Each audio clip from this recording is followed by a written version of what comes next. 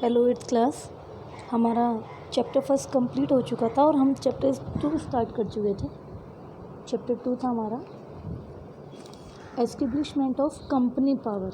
ये चैप्टर हमने स्टार्ट कर दिया था और इसमें first topic mercantilism and trade war, ये हमारा कंप्लीट हो चुका था। और इसका सेकंड टॉपिक है द ईस्ट इंडिया कंपनी, ये हमारा आज का टॉपिक है, ईस्ट इंडिया कंपनी।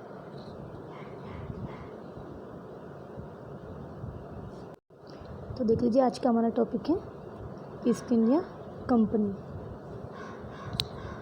ये टॉपिक हम आज पढ़ने वाले हैं, ब्रिटिश ईस्ट इंडिया कंपनी। तो चलिए शुरू करते हैं हम आज का अपना topic, British east India company. In 1598 a group of English merchants formed a private association to trade with the East. In 1600 they received a charter from the Queen to trade with the eastern part of the world. The Queen's charter provided the East India Company a trade monopoly of 15 years. No other trading company in Britain could trade with the eastern countries.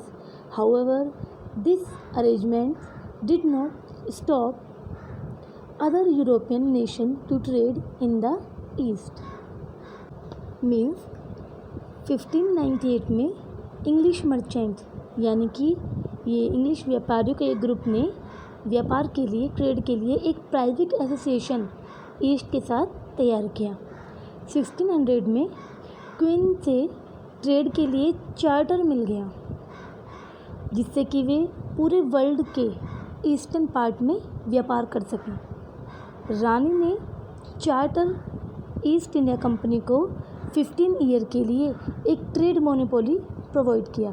ये trade monopoly यानी कि किसी भी trade पर, यानी किसी भी व्यापार पर किसी एक कंपनी का ही कंट्रोल होना, किसी व्यापार पर किसी एक कंपनी का ही कंट्रोल होना, ये ट्रेड मोनोपोली कहलाता है। और कोई भी ट्रेडिंग कंपनी ब्रिटेन में ईस्टर्न कंपनी के साथ व्यापार यानी कि ट्रेड नहीं कर सकेगी, जब ये अरेंजमेंट दूसरे यूरोपीय नेशन ने ईस्ट में व्यापार करने के लिए नहीं रुका।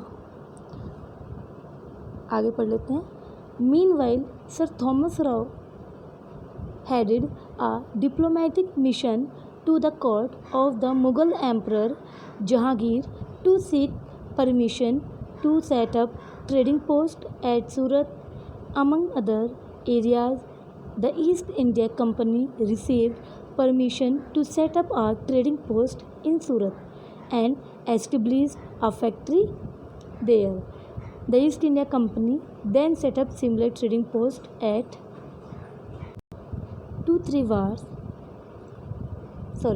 at Masulipatnam, Agra, Ahmedabad, Madras, Patna and Balasore. यानी कि उसी दौरान जो सर थॉमस रॉय थे, इनको हेडेड होता है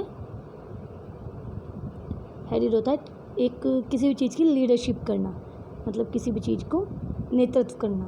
तो उसी दौरान सर थॉमस रॉय ने डिप्लोमेटिक मिशन यानी कि एक राजनयिक मिशन, ये राजनयिक क्या होता है, इसमें एक्चुअली क्या होता है कि जब इसे परमानेंट मिशन भी कहते हैं, जब किसी देश